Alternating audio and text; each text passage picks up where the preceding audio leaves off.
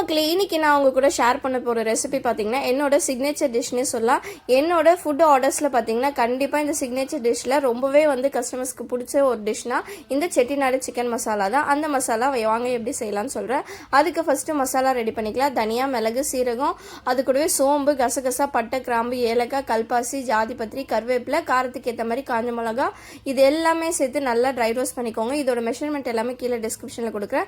இப்போ நல்லா dry roast பண்ணதும் இது பிளெண்டர் ஜாரில் சேர்த்து நல்லா ஃபைன் பவுடர் ஆக்கிட்டு இப்போ அது ஒரு சைடு எடுத்து வச்சுருங்க. இப்போ ஒரு கடாயில் நல்லெண்ணெய் சேர்த்து அது கூடவே பார்த்தீங்கன்னா 1/2 டேபிள் ஸ்பூன் அளவுக்கு சோம்பு சேர்த்துக்கோங்க.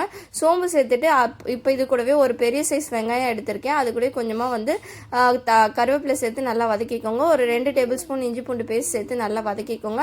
இந்த பச்சை வாசனை போனதும் இது கூடவே நான் இன்னைக்கு ஒரு பெரிய சைஸ் தக்காளி ஆட் பண்ணியிருக்கேன். அதையும் ஆட் பண்ணி நல்லா வதக்கிட்டு இப்போ வாஷ் பண்ணி வச்சிருக்க சிக்கனையும் இது கூட ஆட் பண்ணிக்கோங்க.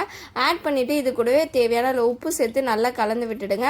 ஒரு 5 நிமிஷம் தட்டு போட்டு மூடி வச்சிருங்க. 5 மினிட்ஸ் கழிச்சு பார்த்தீங்கன்னா சிக்கன்லேருந்து நல்லா தண்ணி விட்டுருக்கும். உங்களுக்கு சிக்கனும் ஒரு அளவுக்கு வெந்திருக்கும். ஸோ இந்த ஸ்டேஜில் நீங்கள் அரைச்சி வச்சிருக்க அந்த செட்டிநாடு மசாலாவே இது கூட சேர்த்துட்டு நல்லா மிக்ஸ் பண்ணிவிட்டு ஒரு 10 மினிட்ஸ் க்ளோஸ் பண்ணி வச்சுருங்க.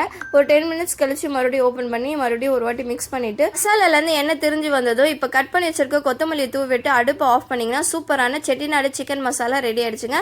கண்டிப்பாக நீங்களும் ட்ரை பண்ணி பார்த்துட்டு எப்படி இருக்குன்னு மறக்காம கமெண்ட் செக்ஷனில் சொல்லுங்கள்.